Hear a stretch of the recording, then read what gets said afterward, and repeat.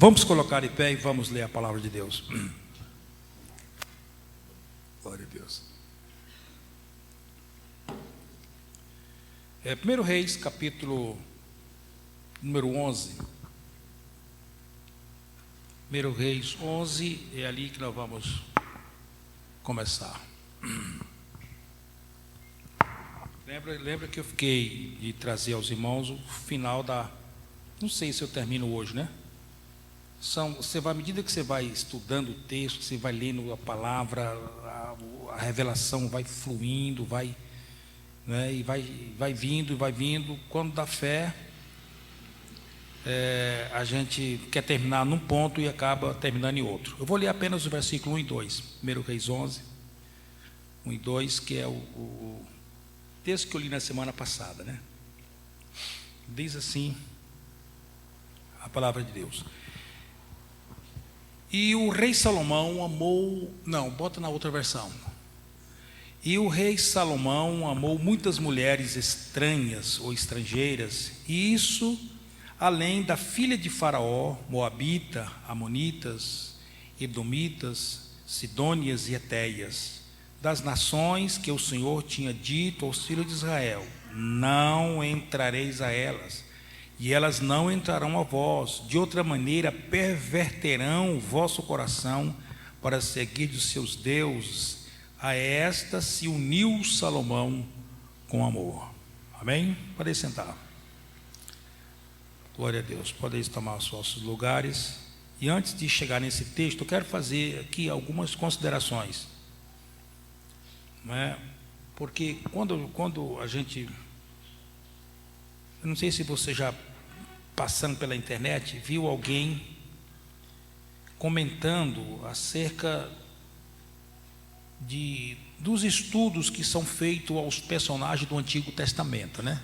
Não sei se vocês já viram isso.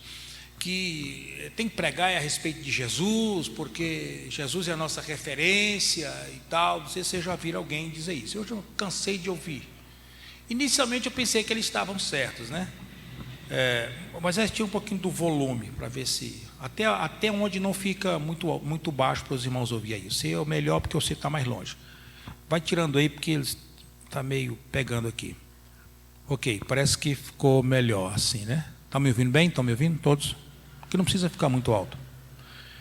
Então, é bom que a gente saiba, porque de repente, se uma hora encontre alguém falando essas bobagens, né? E eu vou orientar os irmãos nessa noite, nessas considerações que eu vou fazer aqui. Em Lucas 24, 27, eu não estou no tema que eu vou pregar, eu estou fazendo umas considerações antes, viu? Em Lucas 24, 27, conta o momento que Jesus estava ali no caminho de Emaús com 2 discípulos que haviam desistido da caminhada, estavam voltando para Emaús para recomeçar suas vidas. E Jesus teve uma conversa longa com eles, né, durante o caminho, e eles não reconheceram a Cristo. Dado o momento, Jesus se dá a conhecer a eles, e o Senhor disse a ele o que está escrito aí. Ele diz assim, olha: e começando por Moisés e por todos os profetas, explicava-lhes o que dele se achava em todas as Escrituras. Então, olha o que Jesus diz aqui para aqueles 2 discípulos. Jesus estava aqui tirando a incredulidade deles, né? Mas olha a informação que ele traz. Começando por Moisés, ou seja, pela lei, começando lá na lei, e por todos os profetas, maiores e menores, por todos os profetas, explicava-lhes o que dele, Jesus, que de si mesmo, se achava em todas as Escrituras. Então significa dizer que quando eu prego ou você prega em qualquer parte da Bíblia, você está pregando sobre Cristo, em algum lugar dela. Basta você achar o Cristo ali. Ele está lá. Jesus teve a habilidade de encontrar onde a Bíblia deles naquela época, que era a lei, os profetas, não é? E as Escrituras, porque na realidade a Bíblia hebraica antiga, ela se dividia em 3 grandes grupos, né? Eram os grupos da lei, dos profetas e dos livros de sabedorias, ou livros sapientes, que eram os quatro principais, né? Salmos, Provérbios, Cantares e Eclesiastes. E o livro de Jó também entra nessa aqui. São basicamente os poéticos, né? Os 5 livros poéticos. Então as escrituras se dividiu ali. Então onde você lê, você está falando de Jesus. Olha o versículo 44 e 45 de Lucas 24. Ele vai no sermão pregando, quando chega lá embaixo, quando ele está fazendo a conclusão, ele diz assim: e disse-lhes, são estas as palavras que vos disse, estando ainda convosco, convinha que se cumprisse, olha aí, tudo que de mim estava escrito. Aonde? Na lei de Moisés, nos profetas e nos salmos, que são os livros de sabedoria. Convinha que se cumprisse tudo que de mim estava escrito neles. Então, onde você lê na Bíblia, você está lendo Jesus, irmão. Então não tem essa de Antigo Testamento não fala de Jesus, tal. Tem gente que nem leu o Antigo Testamento. Estão perdendo ricos e preciosos ensinos que estão lá. Porque olha o que Jesus está dizendo aqui, ó. Tudo que se encontrava neles. Então, quando eu estou falando, eu gosto muito do estudo dos personagens, porque neles nós encontramos o que nós devemos imitar, seguir, e o que não devemos seguir nem imitar. Eles nos legam lições preciosíssimas, positivas e negativas, de vida cristã, prática, para viver aqui e agora. Bota o pé do lado de fora, pratica, se quiser. Não tem essa. O próprio Cristo, em João 5,39, ele diz assim, olha: examinai as Escrituras. Quem eram essas Escrituras de Jesus nos dias dele? Hoje, para nós, é a Bíblia. Esse livro aqui, ó. Quando a gente fala em Escrituras hoje, nós estamos falando desse livro, da Bíblia. Essa aqui é a nossa Escritura. Mas nos dias de Cristo, era estes que ele tinha referido lá, que Lucas registrou, que era a lei, os profetas e os salmos. Esta era a Escritura. Ele disse: examinar as Escrituras, porque cuideis ter nelas, as Escrituras, a vida eterna, e são elas, as Escrituras, que testificam de mim. Olha lá escrito. São elas que de mim testificam, são elas que falam a meu respeito. Ao ler elas, vocês estão lendo sobre eu, sobre mim. Né? Então, desmistificado isso, né? Botamos a prato limpos, vamos então ao assunto de hoje, que é Salomão. Na semana passada, eu li um texto maior no capítulo 11, e introduzi aos irmãos, dizendo que quem viu o início do ministério de Salomão não acredita que ele teve o fim que teve. Né? O privilégio de ouvir a voz de Deus falar com ele de maneira única, como não falou com ninguém, nem com seu pai Davi, a quem Deus tem como referência. Nem Davi ouviu da maneira que ouviu a voz de Deus, como Salomão, quando ele aparece lá no capítulo 3, dizendo: olha, pede-me o que queres que eu te dê. Pede o que você quiser, eu vou te dar. Você imagina uma proposta dessa da parte de Deus? Eu dizia logo: Jesus me dá o número da Mega Sena acumulada. Aquela boa, né? Me dá os números dela. Mas Salomão não é eu, né, irmão? Salomão é mais inteligente do que eu. E ele disse: Senhor, me dê sabedoria para governar e para administrar e julgar com justiça o seu grande povo. Imagina que resposta. Diz a Bíblia que Deus se impressionou com essa resposta ao ponto de dizer: pois eu vou te dar tudo isso, já que você não pediu nem a morte de seus inimigos, não pediu prosperidade, não pediu riqueza, não pediu nada disso, eu vou te dar também. E mais, eu vou enlarguecer o teu coração para te encher de sabedoria. Você imagina isso? E disse mais: eu vou prolongar também os seus dias. Então, quem vê assim uma pegada dessa de início, não imagina que Salomão fosse tomar os caminhos que tomou no fim da vida, né? E eu, na semana passada ainda, eu mostrei aos irmãos que esse drama de Salomão nos ensina algumas verdades, não é? O fato de ele ter começado tão bem e deixado se perverter o coração, do jeito que se perverteu, eu mostrei aos irmãos algumas das lições que nós podemos aprender com esse drama, com essa tragédia, vamos dizer, mais do que um drama, é uma tragédia que aconteceu a Salomão. Primeiro, é que o muito saber, as experiências, né, o tempo de vida cristã que a gente tem, não é o suficiente para nos livrar da queda, da desconstrução, não é, humana, cristã, humana. Não é suficiente. O muito saber, a muita sabedoria, o muito conhecimento. Tem gente que pensa, porque estudou muito, ele está isento de ser traído pela sua própria conduta. Isso não é verdade, porque não foi exatamente isso que aconteceu com Salomão. A Bíblia diz que ele se deu mal, não é?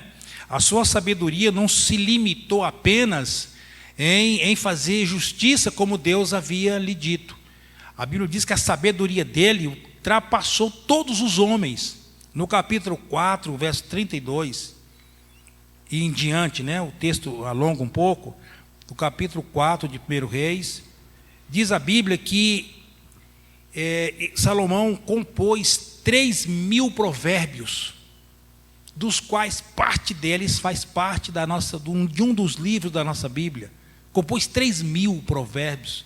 Provérbios são citações de sabedoria. Você quer uma hora aprender princípios e fundamentos de sabedoria para viver e tirar de letra a vida? Leia os provérbios.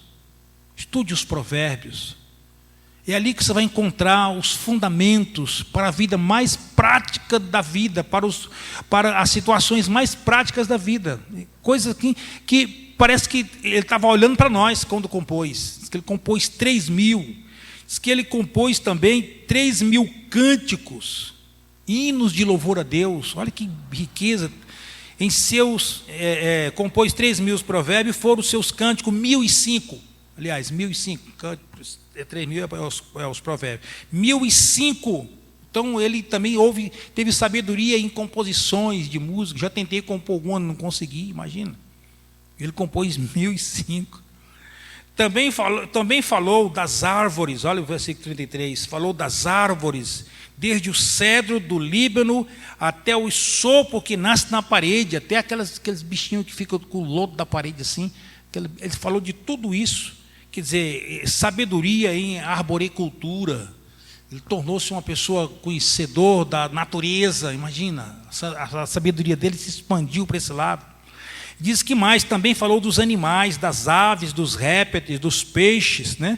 Sabedoria em biologia. Você imagina, em todo o segmento do saber, Salomão foi uma pessoa sábia. Mas isso não foi suficiente para te livrar da queda, né? Isso deve servir de exemplo para nós. Porque nem tudo que enche a nossa cabeça enche o nosso coração. O que está o perigo? E o que te livra da queda é o que vai para o seu coração. Por isso o diabo não quer que a palavra de Deus desce ao seu coração.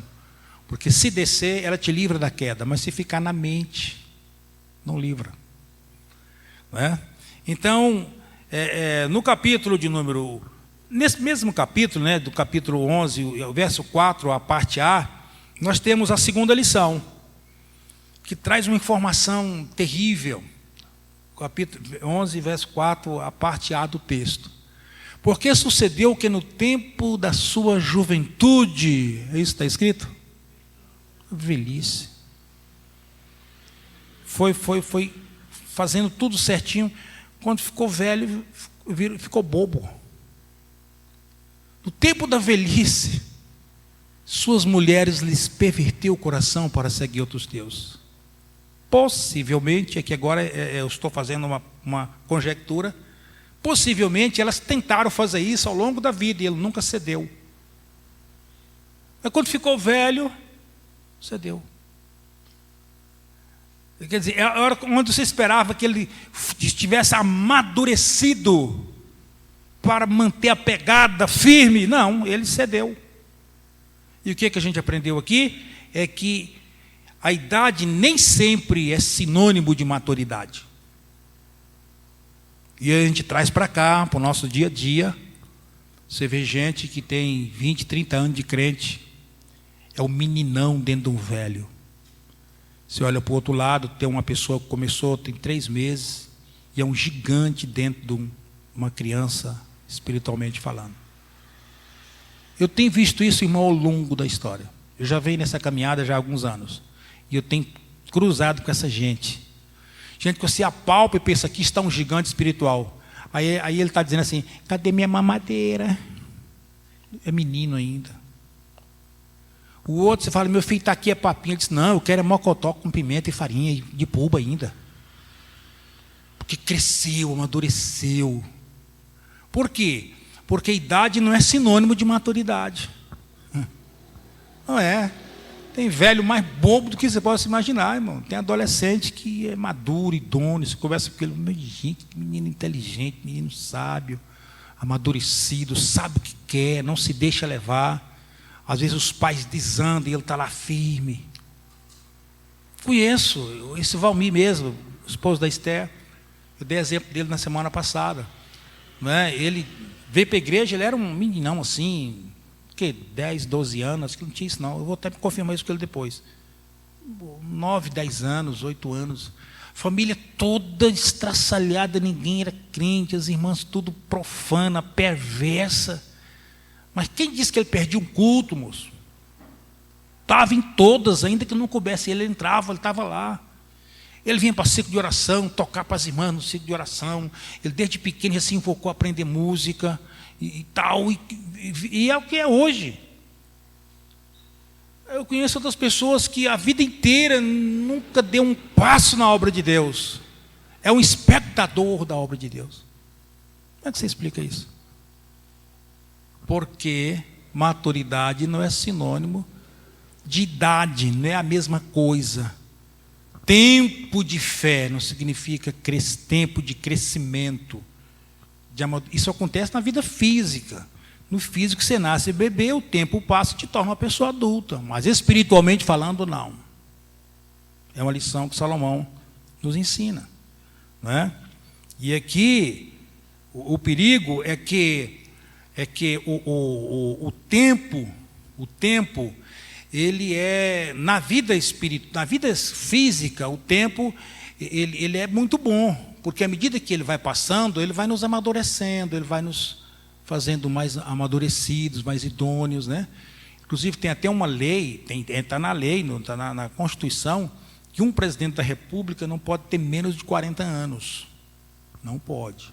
Só se no dia 1º de fevereiro ele atingir. Inclusive o Collor, quando foi o presidente, ele atingia a 40 anos na semana que ia tomar posse. Aí aceitaram a candidatura dele. Eles olham tudo.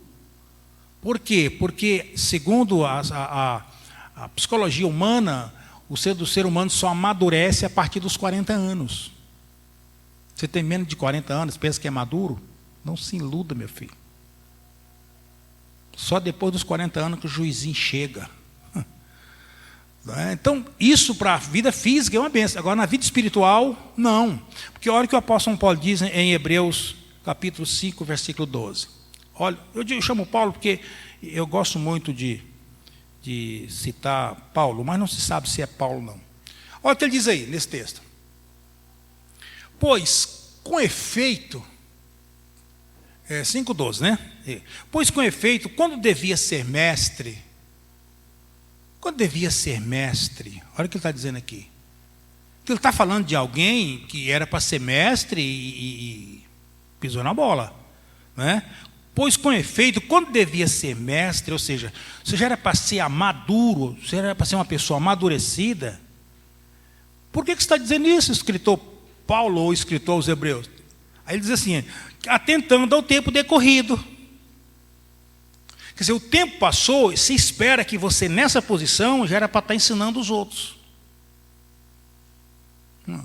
Agora, o que ele está dizendo aqui, irmãos, é que o tempo espiritualmente falando, exerce duas funções na sua vida. Preste atenção para você aprender a lidar com elas. Falei, quantas funções? Duas. Duas funções. Ou o tempo te amadurece, ou ele te simplesmente envelhece. Que você pode envelhecer sem amadurecer. Você está entendendo aqui o jogo de cintura aqui? O tempo espiritual exerce duas influências na sua vida e na minha. E eu digo isso, irmãos, com conhecimento de causa. Porque eu já tenho tempo nos dois lados. Conhecimento de causa. Ou ele vai exercer uma influência de te amadurecer, tornar você uma pessoa de pegada mesmo, firme, do seu lado a peteca não cai. Ou ele vai apenas te envelhecer, tornar você velho. Mas ele não te protege, porque se protegesse, tinha protegido Salomão. Entendeu? Se você só envelhecer, espiritualmente falando, você corre o risco de cair na sua velhice. Pergunta para Salomão essa história. Entendendo? Então, queira ou não, acredite ou não, saiba disso ou não, isso acontece na nossa vida. Então é melhor saber para a gente aprender a lidar com isso. O tempo está passando e você deveria estar já serem amadurecido, terem amadurecido. Esse ser mestre aqui, o sentido é esse. O tempo passou, quer dizer, o tempo, atentando ao tempo decorrido, você não amadureceu, você só envelheceu. O tempo só te deu anos, mas você continua um bebezão espiritual. No dia que o altar manda um negócio assim mais apimentado, vai dando desinteria, rotando choco, vai complicado.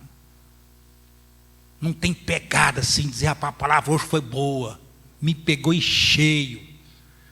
E eu estou há tantos anos na igreja, ainda sou esse tipo de crente ainda. Meu Deus, me ajuda. Porque a palavra boa não é a palavra que você sai elogiando quem pregou. A palavra boa é aquela que você sai decepcionada com você. Essa é uma frase do pastor Luiz Hermínio. Oh, aprendizado tremendo. A palavra boa não é a que você sai dizendo, viu, mas Deus usou o pastor Pedro essa noite, você viu? Não valeu nada para você, irmão. Ficou tudo na tua cabeça, ó. Mas quando você sai decepcionado com você, dizendo, rapaz, eu preciso melhorar, eu preciso tomar jeito. Quer ver outro problema sério? Assim, você está ouvindo uma palavra assim, nessa direção que eu estou mandando aqui, aí você fica lá pensando, fulano de tal deveria estar aqui para ouvir isso. Ele não está, perdeu tempo, você está aqui perdendo o seu também. Que está pensando na palavra para ele, ela é para você. É para você, não é para ele não. Entendeu? Então, essas verdades a gente pega, não é? Olha a sequência do texto. Tende novamente, novamente, olha o termo. Já ensinei, mas aprendeu e esqueceu, tem que ensinar de novo. Tendo novamente necessidade que alguém vos ensine de novo. Já foi ensinado, mas não aprendeu ainda. Não entrou na cachola espiritual. Não entrou, não desceu para o coração. A semente ficou na beira do caminho, as aves do céu comeu. Pegou a parábola aí? Comeu. Por que as aves do céu comeu? Porque ouviu e não compreendeu. Ficou na mente. O diabo vem e rouba o que foi semeado. Mas quando desce para o coração, aí não tem, ele chega e não acha mais. Já era. Aleluia. Já era. Por isso, de novo, quais são os princípios elementares dos oráculos de Deus? A palavrinha, a papinha. Isso que eu estou dizendo a vocês aqui, se eu for para a sala de adolescentes lá, a maioria não vão me entender nada. Porque o estômago espiritual não está preparado para ouvir. Então, quem for dar comida tem que diluir. Botar na papinha. É um negócio grosso aqui. Mas aí bota onde? Bota na papinha, para ficar amolecidinho, para o estômagozinho tal, descer sem problema. É a mesma palavra, só que diluída. E não palavra poderosa. Né? Assim vos tornaste como necessitados de leite, não de alimento sólido. como precisando de leite, a papinha, não de alimento forte, sólido, que vai para o estômago, que enche a barriga. Entendeu? Então, de quem o escritor está falando aqui, irmão? De gente que envelhece, mas não amadurece. Ele envelhece, mas não consegue amadurecer. Não é? Então, primeiro, o muito saber não é sinônimo de proteção, a idade também não é sinônimo de maturidade. A terceira lição está no verso 11, 1 e 3. Eu não vou ler o verso 2, não, para tornar a leitura mais compreensiva. 11, 1 e 3. Nós lemos aqui o texto, né, na abertura. E o rei Salomão amou muitas mulheres estranhas ou estrangeiras, além da filha de Faraó, com quem casou, né, porque ele tinha casado com a filha de Faraó. Eu não sei se por decisão dele ou por iniciativa do rei do Egito. Não sabemos. Eu suponho que seja uma iniciativa do rei do Egito em dar sua filha em casamento, porque naquela época tinha culturalmente falando, os reis normalmente, quando eles faziam uma aliança, eles davam a filha de um para o outro, né, como pacto de que nunca jamais haveria guerra entre esses dois reinos. Então eles se poupavam, né? Então não haveria guerra de Israel com o Egito, nem do Egito com Israel. Não se sabe por quê.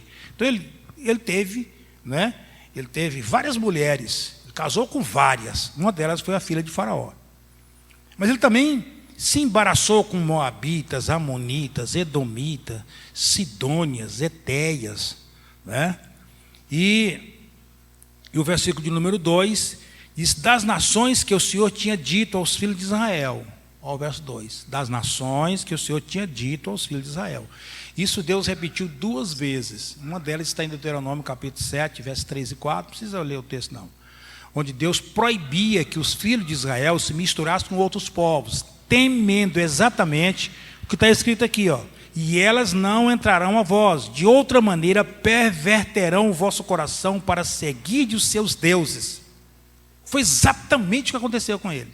Eu disse: não mistura com esse povo, que eles vão embaraçar a vida de vocês, né? Então, aqui, irmãos, a gente tem que entender um detalhe aqui. Eu preciso fazer uma pausa aqui para trazer uma palavra antes de continuar no raciocínio que nós estamos aqui. Deus diz: não se misture com outros povos, que eles vão misturar vocês com os deuses deles. Deus está dizendo aqui isso. Não case com esse povo, com essa gente, que eles vão te perverter. Vocês não vão vencer a tentação. Vocês vão acabar curvando diante dos deuses deles. Não façam isso. Então a gente percebe aqui, irmãos, um detalhe: que não tem um pecado na Bíblia que mais agride a santidade de Deus do que a idolatria. Existem pecados de todo tipo que você quiser encontrar, você acha na Bíblia. Ele proibir você de praticar e tal, mas nenhum deles ofende mais a Deus do que a idolatria. Qual é o primeiro mandamento do decálogo, da lei de Moisés? Qual o primeiro? Quem lembra? Qual o primeiro mandamento? Êxodo 20. Está ali a lista deles. Qual o primeiro?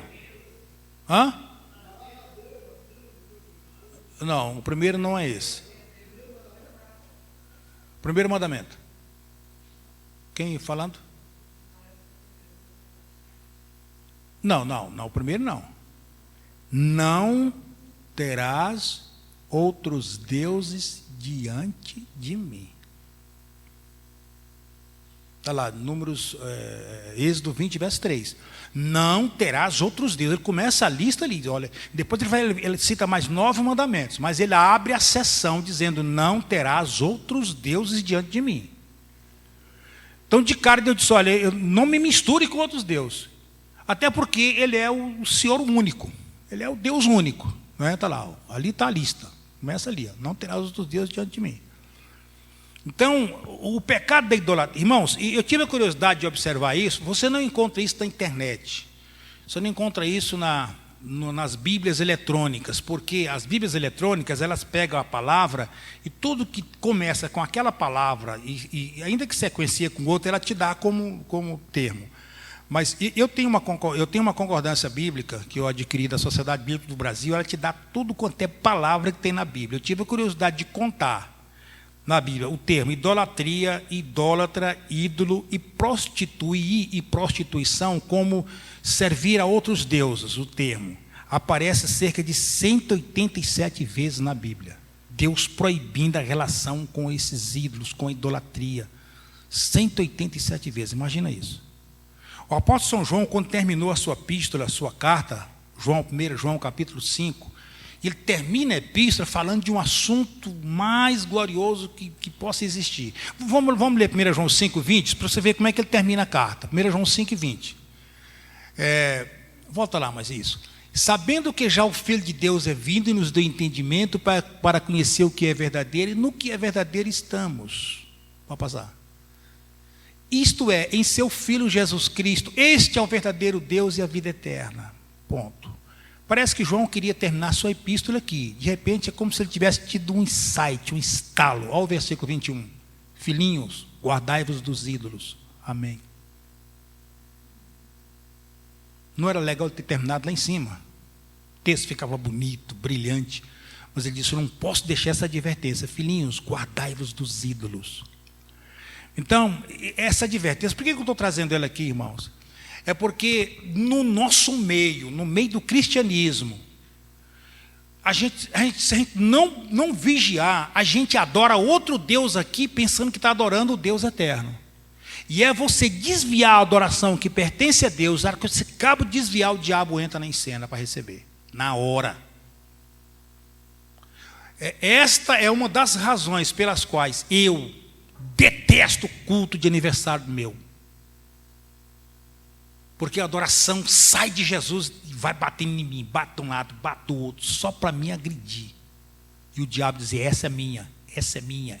Irmão, eu vejo culto de pastor aí, que vão cantar, vira para o pastor e a pastora para cantar assim. Ali parece um ídolozinho ali naquelas duas cadeiras. Minhas pernas chegam a treme. Porque eu sei o que é isso aqui. Ó. Então você precisa ter cuidado. Vai fazer um culto em homenagem a alguma coisa, esquece de Deus e bota o homenageado no meio. O diabo entra nesse negócio. Vem aí, ó, filhinho, guardai-vos dos ídolos. O que é um ídolo, pastor? É tudo que toma o lugar de Deus. E uma advertência que Deus não cansou de ministrar foi que o povo dele tivesse cuidado com a idolatria. Cuidado com a idolatria. Não se envolva. Não misture vocês não se misturem com os povos dessa terra, porque eles vão corromper vocês. Não deu outra, como coitado do Salomão. Não deu outra. Foi bater lá, não é? O verso 2 da parte, 1 Reis 11, 2, a parte que nós deixamos de ler, diz, a esta se uniu Salomão com amor. O verso 3 diz, e tinha 700 mulheres. Ele como rei, irmão, só podia ter uma. Deus permitia o concubinato, que eram outras mulheres que Deus mesmo dava. Ele chegou a dizer a Davi, não é? Se a que eu te dei não for suficiente, eu poderia te dar outras. Quando Davi faz aquilo lá com Urias, né? Entre Urias e Batseba. Então o concubinato era tolerado em Israel. Mas o casamento era monogâmico, o rei podia casar só com uma mulher. O problema de Davi é porque ele já tinha dele e tomou a que era de Urias. Esse foi o problema.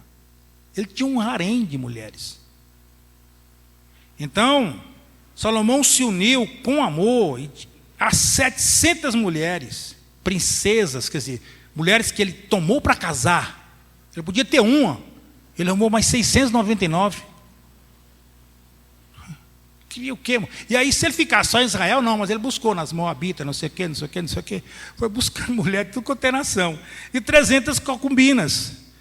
E suas mulheres lhe perverteu o coração. Qual a lição que a gente tira aqui, irmãos? Para nós, da vida de Salomão, que não deve ser imitado. É que os nossos relacionamentos podem exercer em nós uma influência muito maior do que nós pensamos. Os nossos relacionamentos. E aí não tem nada a ver com casamento, com amizade, com namoro. Cuidado com quem você se relaciona. Porque se ele não for melhor do que você, ele vai te tornar pior do que ele. Entendeu? Cuidado com os seus relacionamentos.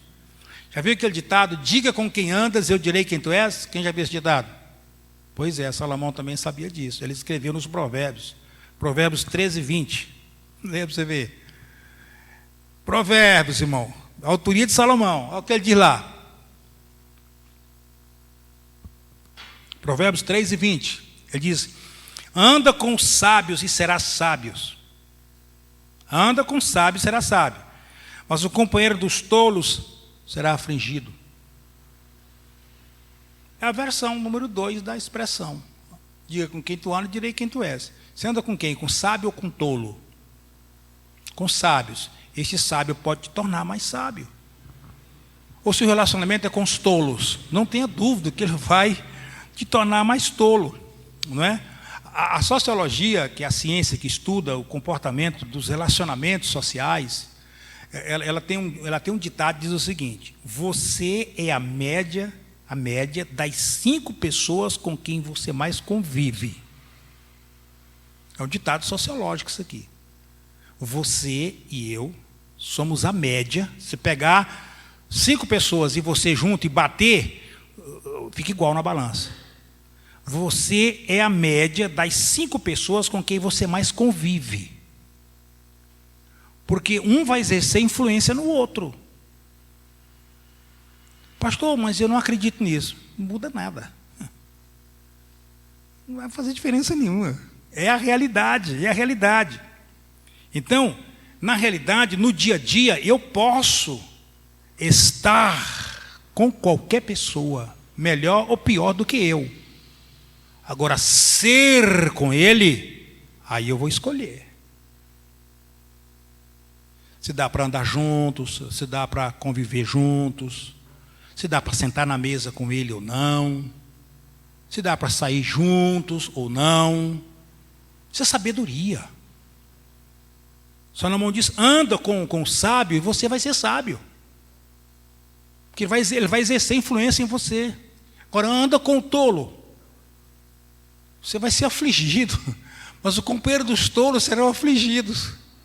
Anda com a mão na cabeça: meu Deus, onde eu vim parar? O que eu estou fazendo aqui? O que eu estou fazendo aqui? O que eu fiz isso? Influenciado pelo outro.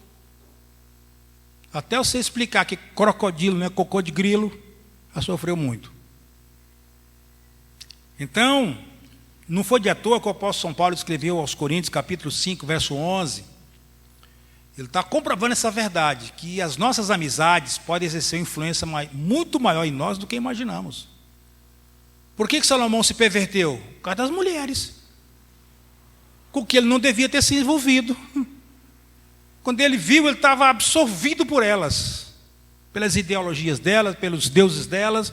Quando ele viu, não tinha mais força para voltar ao Deus de Israel. Esqueceu daquele Deus que apareceu para ele lá em Gibeão, no capítulo 3 do livro de Reis. Olha o que 1 Coríntios 5,11 diz: mas agora escrevi que não vos associeis com aqueles que, dizendo-se irmão, mas for devasso, ou avarento, ou idólatra, ou maldizente, ou beberrão, ou roubador, com tal nem comais. Não, pastor, mas ele é crente há tantos anos. Mas como é que ele se comporta? Como é que ele procede? Como é que é essa pessoa? Pastor, mas ele é filho do pastor, é filho da pastora. Mas como é que ela se comporta? Como é que é essa pessoa? Ele tem essas características indevidas apresentadas aqui pela Bíblia? Tem. Então sai dele. Porque senão daqui a uns dias você vai ser a média do comportamento dele. O temor vai embora, vai sair no temor. Só que não você está desse jeito. Essa expressão, nem ainda com mais, comer para aquela cultura era uma das maiores expressões de relacionamento que existia. Quando alguém convidava o outro para ir comer na sua casa, seja o almoço ou o jantar, normalmente a maioria delas era o jantar. Quando isso acontecia, essa pessoa era tida como uma pessoa de alta estima. Então Paulo diz: não comais com ele. Se ele é assim, ainda que te convide para comer com ele, não vai. Então, nós precisamos, irmão, na nossa vida, na nossa caminhada, aprender a dizer não para algumas pessoas. Isso vale para o relacionamento na escola, no trabalho, no dia a dia, e pode abismar aí. Na igreja também. Sabia disso? Tem gente, na igreja mesmo, não serve para ser seu amigo. Não serve para ser amigo do seu filho, da sua filha. Você tem que ficar de olho nisso. Ah, mas é crente e tal, mas como é que ele se comporta? Qual o procedimento dele? O que os pais dizem a respeito disso? Então, aprender a dizer não para as pessoas. Não é? Por quê? Alguém disse, baseado na cultura grega, eu queria dar o crédito, mas eu não sei quem foi, disse assim: depois que eu me sento à mesa com alguém, nunca mais levanto a mesma pessoa. Quando eu sento à mesa com alguém, participo da mesa com ele, e aqui a mesa não é esse bichinho retangular ali não, onde bota comida em cima, não. Quando eu começo a relacionar com uma pessoa, conviver com uma pessoa, a partir daquele momento eu nunca mais sou o mesmo. Porque um vai exercer influência no outro. Entendeu? Então, irmãos, a única forma que existe de construir ou de destruir um ser humano é através dos relacionamentos. É através, né, da comunhão, da convivência. Ou você constrói ou você destrói. Porque os seres humanos têm esse poder de construir ou de destruir. Ele tem esse poder, essa capacidade. Não é? Se ele for uma pessoa cabeça para cima, alegre, feliz, abençoado, que rege a vida em cima de princípios, ele vai abençoar quem está com ele. Mas se ele for uma pessoa ruim, ele vai influenciar o outro a ser ruim como ele. Um vai influenciar o outro. Agora, Júnior, faz favor aqui, meu filho. Faz favor aqui. Deixa eu ilustrar isso aqui para os irmãos. Parece que vocês não estão entendendo. Fica bem aqui. Bem aqui. Está aqui. Não, lá embaixo, meu filho. Lá embaixo. Não, vira para mim, moço. Fica aqui. O Júnior está lá embaixo e eu estou aqui em cima. Tá? Aí eu pego na mão. Aí eu vou tentar te puxar aqui para cima e você vai tentar me levar lá para baixo. Tá bem? Você põe força mesmo aí. Viu? Pega firme aí. Segura firme para não soltar. Tenta me levar para lá, me puxar. Tenta me descer daqui. Você vai tentar me descer, eu vou tentar te subir. Entendeu? Olha lá. Você vai tentar me descer, eu vou tentar te subir. Você viu aqui a queda de braço, irmão? Quem que tem mais facilidade de ganhar do outro? Ele. Porque há uma força. Obrigado, meu filho. Ganha um cheiro. No céu vamos ser vizinhos, viu? Então, a capacidade que ele tem de me arrastar para lá é muito maior do que eu trazer ele para cá.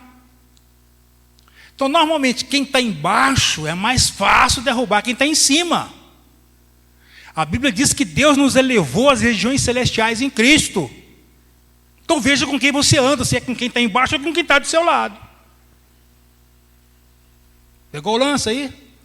Porque tem pessoas que acham que porque trabalham na mesma empresa, e estudam na mesma sala de aula, e tal, e está na mesma igreja, são pessoas iguais. Não são. Paulo disse aqui que tem que fazer uma seleção dessa gente. Olha o que ele diz no texto que nós lemos aqui. Está na tela lá ainda. Ó. Ele diz: mas agora vos escrevi que não vos associeis. Associar é aliança. Não vos associeis com aquele que, dizendo-se irmão, ele está falando de gente da mesma comunidade. Mas esse irmão é devasso, é avarento, é idólatra, é maldizente, é beberrão, é roubador. Com essa gente, nem senta à mesa com eles. Eu posso estar. Pode dizer: oi, irmão, tudo bem? Claro, aleluia. Olha em casa, uma hora eu apareço lá. Deus abençoe. Estou orando por você. Tchau. Vai para lá. É gente boa, gente que quando eu converso... Analise, quando você conversa com uma pessoa, a você terminar aquela longa conversa, faz uma avaliação. O que aconteceu nessa conversa? Eu fui edificado ou eu edifiquei? Entendeu? Faz essa pergunta para você. Você passa um dia com uma pessoa, parente ou aderente, no final desse encontro, que cada um vai para o seu lado, Você se pergunte, qual o resultado disso? Qual foi o saldo disso? Eu fui edificado em algum momento? Começa a lembrar do que aconteceu, o que essa pessoa disse, o que ela fez, o que ela falou e tal, tal. Observa qual foi o investimento que você fez nela. Daqui a pouco o encontro valeu a pena, porque às vezes ela não investiu em você, mas você investiu nela. Agora, se você sentiu que o que ela falou com você bagunçou sua cabeça em algum sentido, diga não na próxima vez. Faz essa avaliação. Salomão esqueceu disso. E quando ele viu, estava perdido, as mulheres tinham corrompido o coração dele, tinham acabado com ele.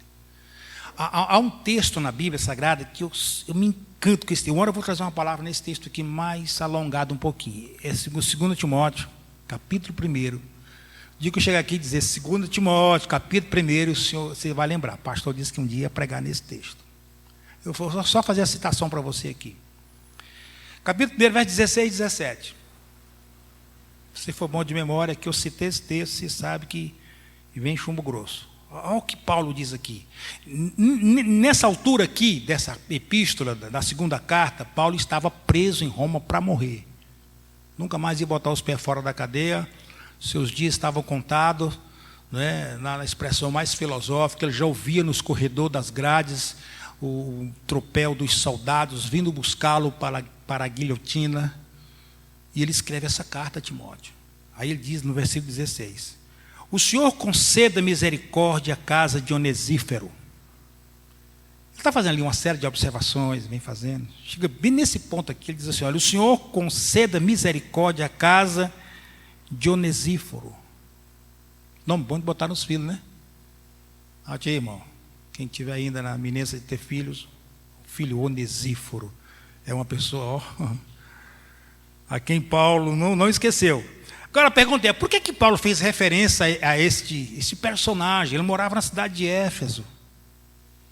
Ele disse, olha, Deus conceda misericórdia à casa de Onesíforo, porque muitas vezes me recreou e não se envergonhou das minhas cadeias. 17. Antes, vindo ele a Roma, com muito cuidado, me procurou e me achou. Imagine, irmãos, você ter um Onesíforo como seu companheiro. Que tal a gente ser um Onesíforo para outras pessoas? Gente que é capaz de, no relacionamento, lançar refrigério às aflições dos outros. Paulo disse que não foi só uma, mas 2 vezes não, foi muitas vezes. Ele recriou. Esse termo que recriou significa, é como se fosse um refrigerador soprando uma brisinha fria, gelada. Nas angústias, nas dores do apóstolo, nos sofrimentos da alma. Ele diz que muitas vezes Onesíforo procurava para refrigerar a alma dele. Quando ele soube que Paulo estava preso em Roma, ele empreendeu viagem para lá, para estar com o apóstolo, sabendo que ele precisava dele. Rapaz, isso aqui te arrepiava, irmão. E diz que ele com muito cuidado me procurou até achar, não sabia onde estava. E vai, até alguém, não, ele está preso. Ele foi lá para recriar a alma de Paulo, ser o de Éfeso. Então, as amizades, irmãos, elas têm esses 2 efeitos. Ou ela te constrói, ela refrigera a sua alma, ou ela é capaz de te destruir. Por que isso acontece? Porque se nós deixarmos ir pelas falsas amizades, destruição é certa. Anda com tolo e serás afligido. Mas se nós procurar pessoas do bem, ou sermos pessoa de bem, nós vamos nos dar bem, não é? Nos dar bem. Provérbios 4, 23 foi o texto que Salomão escreveu na sua vida mais amadurecida, vamos dizer assim. Alguém diz que ele, nos 3 livros que ele escreveu em 3 fases da vida, né? Diz que Cantares de Salomão escreveu quando ainda jovem, bem novo, bem adolescente, na flor da idade, né? Provérbios ele escreveu com a mente amadurecida, já ele era idôneo, né? Grande, um homem já refeito. E Eclesiastes escreveu quando velho já, velho mesmo, no fim da vida, quando ele olhou para trás, bateu na testa, chegou às conclusões que devia ter chegado lá atrás. Olha o que ele diz no 4:23. Sobre tudo que se deve guardar, guarda o quê? Tinha ou não tinha razão, irmão, de dizer isso? Porque foi exatamente o que ele não fez que destruiu ele. Sobre tudo que se deve guardar, guarda o teu coração.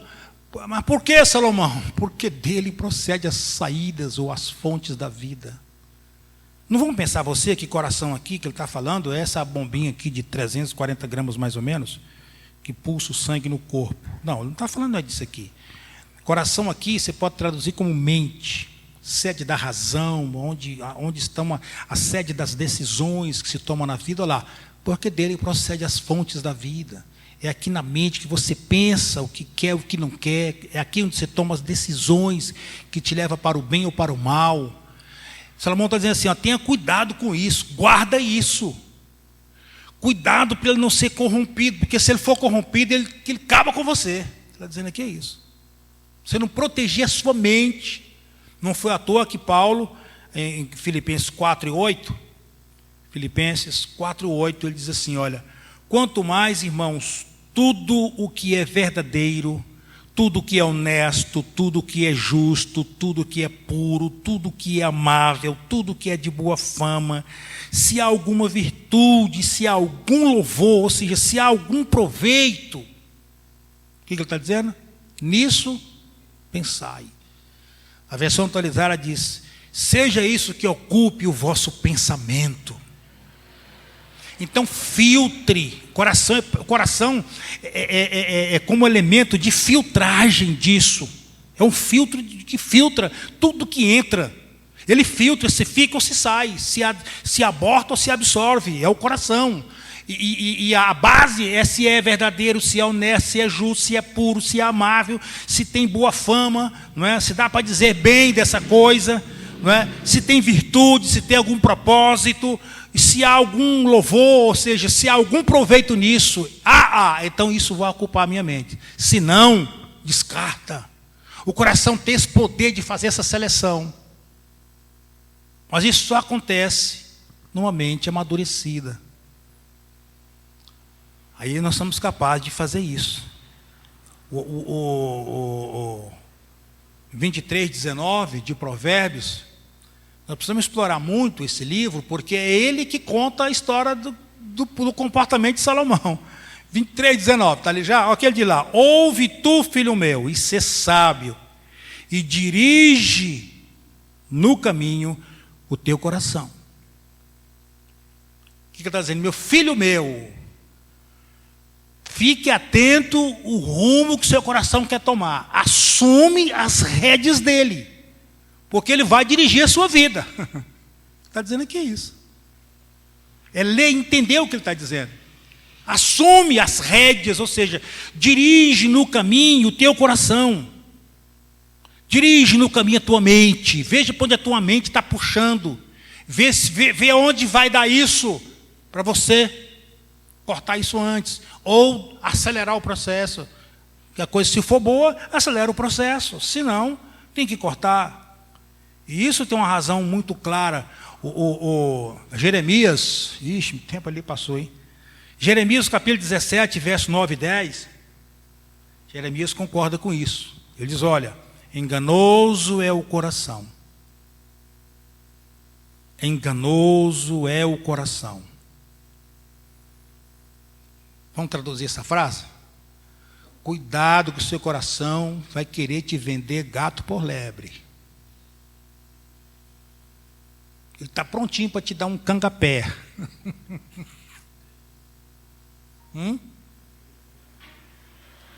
Cangapé é um golpe mortal, né? Ele é enganoso. Você não pode confiar nele. Por isso você tem que assumir a rédea dele. Ele está falando da mente. Assume a rédea.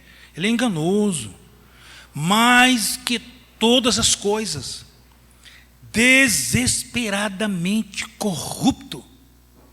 Quem conhecerá? Imagina, ele é corrupto, ele foi corrompido.